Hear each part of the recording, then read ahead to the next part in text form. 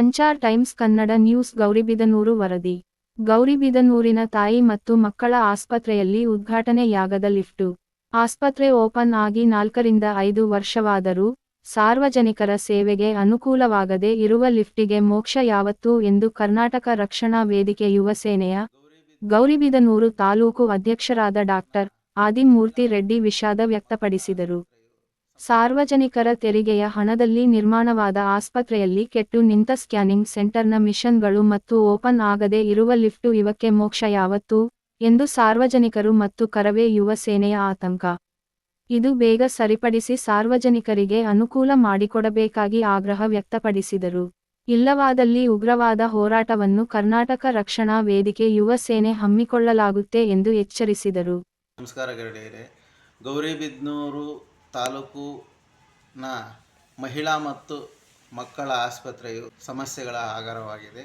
ಸುಮಾರು 4ರಿಂದ 5 ವರ್ಷ ಆದರೂ ಅದು ಓಪನ್ ಆಗಿ ಇಂದಿಗೂ ಅದರ ಲಿಫ್ಟ್ ಕೆಲಸ ಮಾಡದೆ ಸಾರ್ವಜನಿಕರಿಗೆ ಉಪಯೋಗವಾಗದೆ ಹಾಗೆಯೇ ಉಳಿದಿದೆ. ಸಾರ್ವಜನಿಕರ ತೆರಿಗೆ ಹಣದಲ್ಲಿ ನಿರ್ಮಾಣವಾದ ಈ ಆಸ್ಪತ್ರೆಯ ಲಿಫ್ಟ್ ಕೆಲಸ ಮಾಡದೆ ವೃದ್ಧರ, ಮಹಿಳೆಯರ ಮತ್ತು ಮುದುಕರ, ಗರ್ಭಿಣಿಯರ ಸಹಾಯಕ್ಕೆ ಬಾರದೆ ಅವರು ಪರದಾಡುವ ಸ್ಥಿತಿ ಇಲ್ಲಿ ಏರ್ಪಾಡಾಗಿದೆ. ಇದಲ್ಲದೆ ಯಾವುದೇ ರೀತಿಯ ಸ್ಕ್ಯಾನಿಂಗ್ಗಳಿಲ್ಲದೆ ಪ್ರೈವೇಟ್ ಆಸ್ಪತ್ರೆಗೆ ತಿರುಗುವ ಪರಿಸ್ಥಿತಿ ಉಂಟಾಗಿದೆ. ಆಮೇಲೆ ಇಲ್ಲಿನ ಡಾಕ್ಟರ್ಗಳು, ವೈದ್ಯಕೀಯ ವ್ಯವಸ್ಥೆ ಸರಿ ಇಲ್ಲ ಅಂತೇಳ್ಬಿಟ್ಟು ಸಾರ್ವಜನಿಕರ ಆಕ್ರೋಶವಾಗಿದೆ.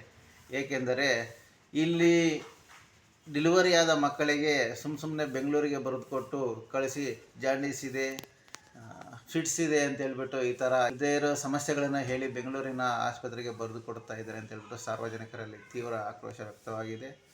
ದಯವಿಟ್ಟು ಏನು ಈ ಲಿಫ್ಟ್ ಇದೆ, ಈ ಲಿಫ್ಟು ಸಾರ್ವಜನಿಕರ ಅನುಕೂಲಕ್ಕೆ ಮಾಡಿಕೊಡ್ಬೇಕು ಬೇಗ.